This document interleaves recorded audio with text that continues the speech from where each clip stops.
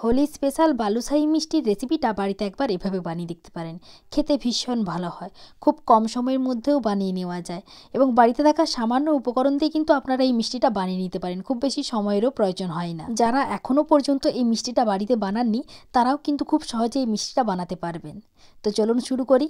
প্রথমে একটা বোলের মধ্যে নিয়ে নিচ্ছি 1.5 বাটি ময়দা, দিয়ে দিলাম সামান্য একটু লবণ, আর দিয়ে দিচ্ছি হাফ চামচ বেকিং পাউডার আর 1 চিমটি বেকিং সোডা, আর দিয়ে দিলাম 1 চামচ ঘি। এখানে ঘি এখনও একটু লাগবে। এই ঘিটা দিয়ে প্রথমে ময়দাটাকে একটু ময়ান দিয়ে দিতে হবে। তবে এখানে সাদা তেলের পরিবর্তে আপনারা ঘিটা ব্যবহার করবেন, কারণ ঘি দিলে মিষ্টিটা খেতে বেশি ভালো লাগবে। দেখুন ঘিটাও ভালো করে আমি ময়দার সঙ্গে মাখিয়ে নিয়েছি। এখানে আরও একটু ঘি লাগবে, এখনও হাফ চামচের মতো ঘি দিয়ে আমি আবারও ভালো করে ময়দাটাকে মাখিয়ে নিচ্ছি। দেখুন ময়দাটা কিন্তু ভালো করে মাখিয়ে নিয়েছি। এইবার অল্প অল্প করে জল দিয়ে একটা ডো করে নিতে হবে। খুব বেশি জল একেবারেই একসঙ্গে দেওয়া যাবে না, অল্প অল্প করে জল দিয়ে ডোটা রেডি করে নিতে হবে। তবে খুব বেশি মসৃণ করেও কিন্তু মাখানো যাবে না, ঠিক এরকম করে মাখিয়ে নিতে হবে। আর খুব বেশি নরমও না, খুব বেশি শক্তও না, এরকমভাবেই মাখিয়ে নিতে হবে। আর এরকমভাবে একটু চাপ দিলেই দেখবেন কত লেয়ার সৃষ্টি হচ্ছে।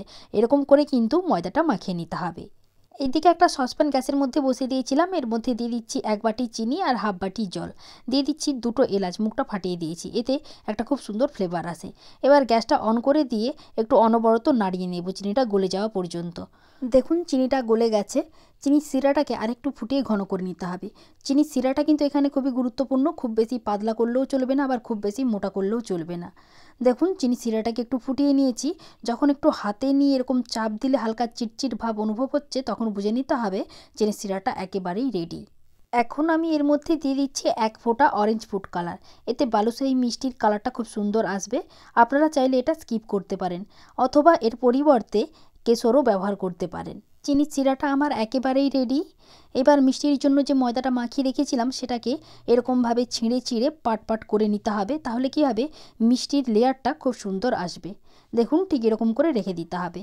এবার অল্প একটু নিয়ে গোল করে চাপটা করে নিতে হবে, আর হাতের এইরকম আঙুল দিয়ে এরকমভাবে ঘুরিয়ে নিতে হবে।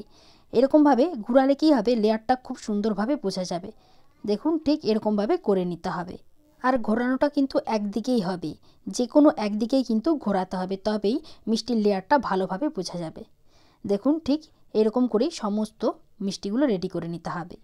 এইবার মিষ্টিগুলো ভেজে নিতে হবে। তার জন্য কড়াইয়ের মধ্যে কিছুটা পরিমাণ তেল দিয়েছিলাম, আর এখন কিন্তু তেলটা একেবারেই হালকা গরম আছে। আপনারা দেখে নিশ্চয়ই বুঝতে পারছেন।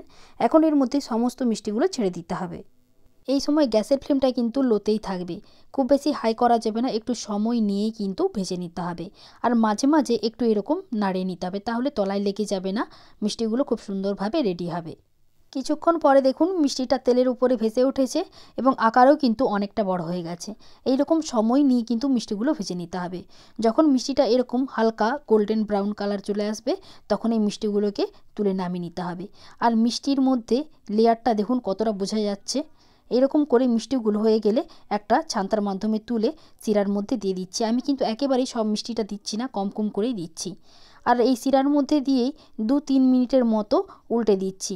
কিছুক্ষণ পরে আবারও মিষ্টিটাকে উল্টে দেবো। মোটামুটি এরকম করে 5-6 মিনিটের মতো মিষ্টিটাকে চিনির শিরার মধ্যে ডুবিয়ে রাখবো। তাহলে মিষ্টিটার মধ্যে চিনির শিরাটা খুব সুন্দরভাবে ঢুকে যাবে, মিষ্টিটা খেতেও ভালো লাগবে। দেখুন 5-6 মিনিট পরে মিষ্টিটা আমার রেডি। এটাকে আমি শিরা থেকে তুলে নিচ্ছি। এরকম করে বাকি যে মিষ্টিটা আছে ওটাও আমি দিয়ে এরকম 5-6 মিনিটের মতো রেখে দেব। 5-6 মিনিট পরে আবার আপনাদের দেখাচ্ছে একটা প্লেটের মধ্যে সাজিয়ে। দেখুন মিষ্টিটা কত সুন্দর দেখতে লাগছে। আপনাদের একটা ভেঙে দেখাই, দেখুন ভেতরটা কত সুন্দর হয়েছে। দেখুন ভেতরটা একেবারে রসে ভরপুর এবং বাইরেরটা ক্রিস্পি, খেতে ভীষণ ভালো হয়।